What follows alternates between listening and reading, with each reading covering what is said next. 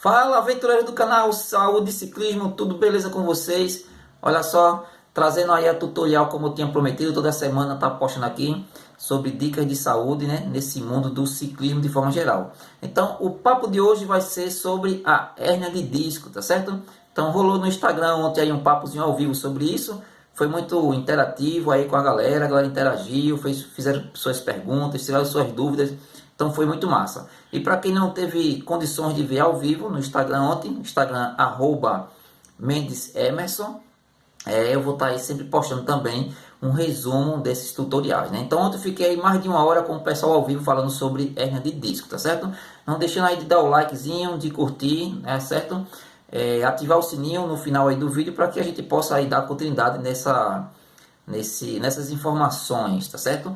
Então, o que é hérnia de disco, na verdade? Por que alguns atletas, algumas pessoas sofrem com dores de coluna devido a essa hérnia de disco? A hérnia de disco, ela é nada mais nada menos do que o rompimento do revestimento do disco intervertebral. O que é disco intervertebral? Então, toda a nossa coluna, que ela vai do pescoço até a linha da cintura, ela é formada por blocos, né? Esses blocos são chamados de vértebras. Entre uma vértebra e outra existe uma almofadinha, uma cartilagem, que é para justamente um osso não ficar batendo no outro. Então eu vou simular essas vértebras e esse disco com uma engenhoca que eu fiz aqui, uma engenhoca bem caseira, 2 chicrões. Então eu tenho aqui, por exemplo, deixa eu me afastar um pouco da câmera para que vocês visualizem, tá certo? Então aqui eu tenho um chicrão, certo? Representando uma vértebra. Vamos imaginar que a asa do chicrão seja a lâmina clivoide. Essa pontinha aqui, se você tocar na sua coluna, você vai perceber uma protuberância óssea. Então é como se você estivesse tocando neste arco aqui, tá certo? Mas o corpo do chicrão, ela é justamente a vértebra. Essa bexiga que eu coloquei aqui em cima, ela vai fazer o papel do nosso disco intervertebral, tá certo? Então, temos aí 7 vértebras dessa, né? Que forma toda a minha região cervical. Temos 12 tijolinhos desse que formam nosso tórax e 5 que é a nossa região lombar, tá certo? Então, é justamente as cervicais, torácicas e as lombares, tá certo? Então, uma fica sobre as outras, fazendo justamente essa formação de toda a nossa coluna, tá certo? Então, a bexiga está representando o disco intervertebral, que ela serve como amortecedor para que uma vértebra, representada pelo chicrão, né, não fique tocando na outra.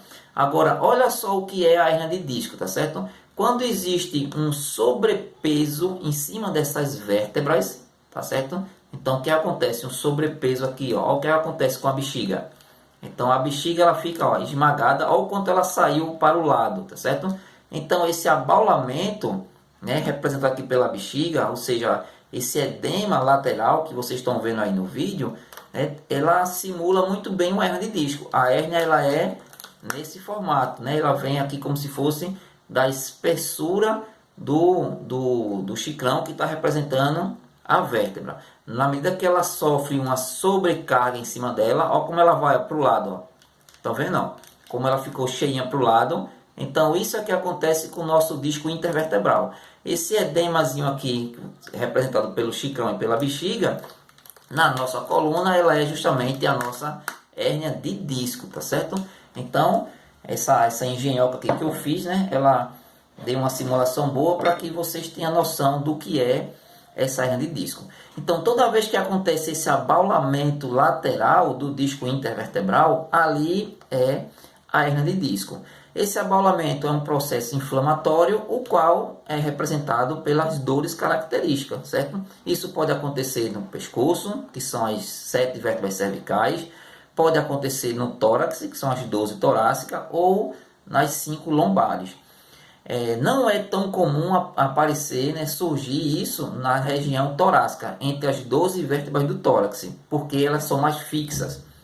É mais comum acontecer isso nas cervicais, por ser mais flexíveis, e nas lombares, por justamente ter, né, a base ali, né, receber toda a estrutura do peso do tronco está sobre elas, tá certo?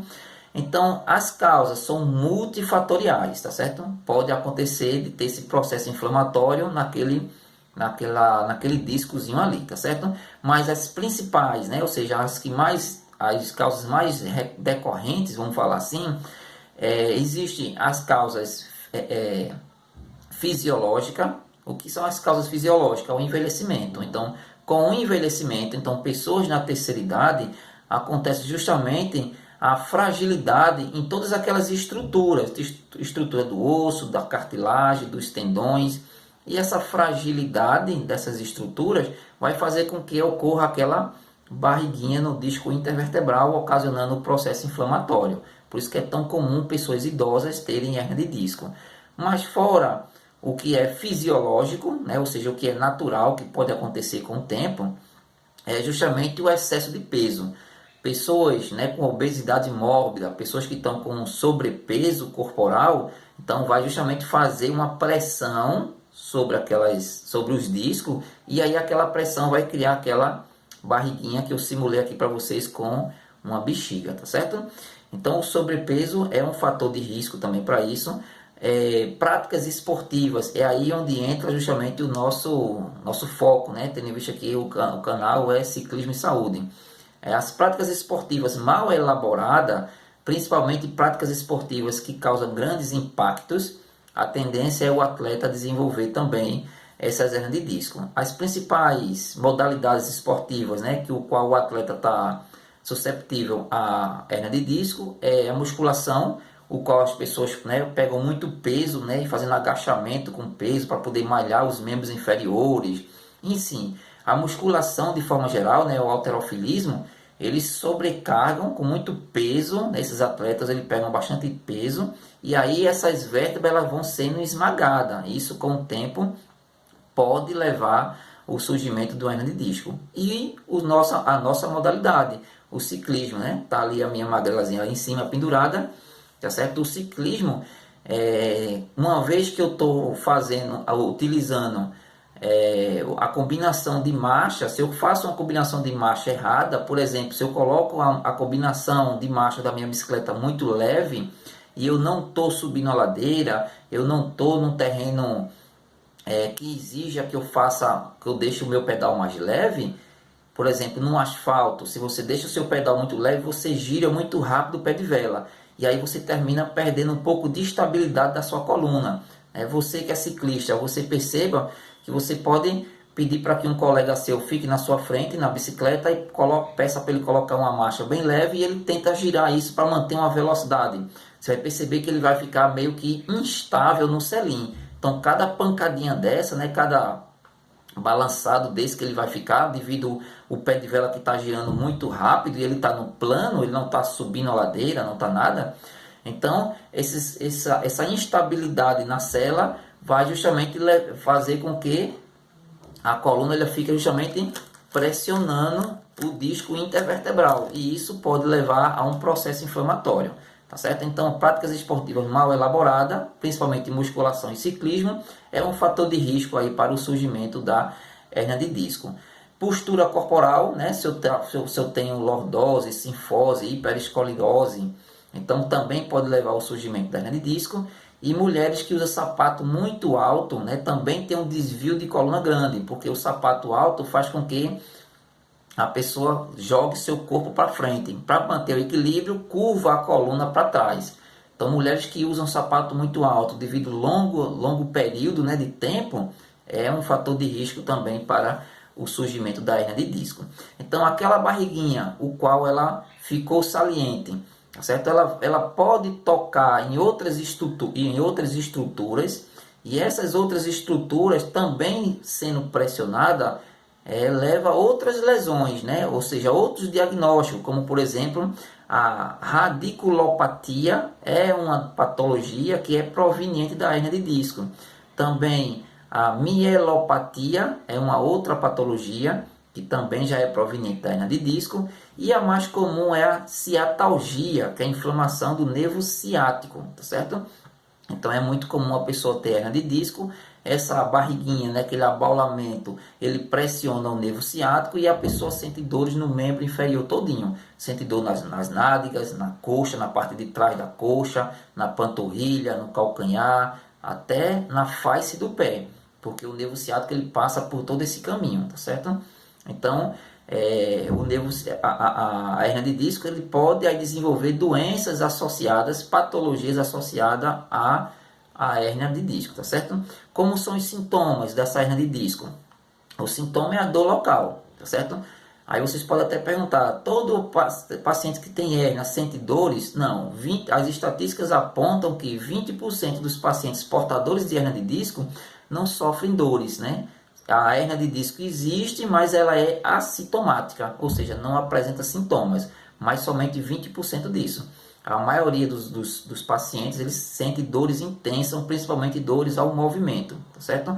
Então, a dor local, se é uma dor na região, se é uma hérnia na região cervical, então a dor vai ser uma cervicalgia, tá certo? Então, lombalgia, se for a parte de coluna lombar, tá certo? Então, o diagnóstico, os sintomas, ele é justamente a base disso, a dor. Mas existem sintomas associados à dor, como, por exemplo, dores irradiantes, formigamento, cãibra, fraqueza muscular, dormência, tudo isso está associado também à hernia de disco. Então, por exemplo, se eu tenho uma hernia de disco a nível cervical, eu posso sentir esses outros sintomas a nível de trapézio, acrômio e todo o meu membro, cotovelo, braço, tá certo? Ou seja, ele vai irradiar por todo esse trajeto. Dor irradiante, formigamento, cãibra, dormência, falta de força nesse meu membro, tudo isso por conta de uma hérnia a nível cervical. Tudo isso pode acontecer também na torácica e nas lombares. Numa hérnia lombar, a pessoa vai sentir os mesmos sintomas, sendo que nos membros inferiores. Vai sentir dor irradiando até a panturrilha ou até os calcanhares, né? Formigamento, cãibra, dormência, falta de força nesse membro, tudo isso está proveniente lá a hernia de disco na região lombar. A mais comum também são as ciatalgia, né? Que é o dor ciático. Você quer descobrir que está com ciatalgia, então é somente você pressionar no meio do glúteo, né? Você pega o músculo do glúteo, bem no meio dele você pressiona com o dedo, né? Se a pessoa sentir uma dor muito forte, significa que o nervo ciático está inflamado. O nervo ciático ele passa justamente pelo centro do músculo do glúteo, tá certo? O diagnóstico ele é feito através de exames, né, clínicos, né, com terapeutas, pode, né, com ortopedista, com neuro, com a especialidade da medicina, né, neuro, com fisioterapeutas, com acupunturista, tá certo? Então o diagnóstico ele é dado para profissionais da área de saúde através de um exame clínico, ou seja, um exame físico. Eu tenho que examinar o paciente. E o que é que eu vou examinar dele? Eu vou examinar a flexibilidade e amplitude dos movimentos, associado à dor ou então a esses outros sintomas que eu acabei de falar, como formigamento, cãibra, dormência, tá certo? A nível de diagnóstico médico mesmo, ortopedista ou neuro, é interessante também aí em exames radiológicos, né? Radiografar o paciente, um raio-x da coluna e a ressonância magnética, para poder ter aí a noção do tamanho daquele abaulamento que eu mostrei para vocês, né? O tratamento, a princípio, o tratamento, na verdade, ele é dividido em duas etapas, né? Eu tenho o tratamento na fase crônica e o tratamento da fase aguda. Na fase aguda, a nível médico, o ortopedista ou neuro, então vai entrar com medicações tipo analgésicos, anti-inflamatórios e medicações relaxamento musculares, tá certo?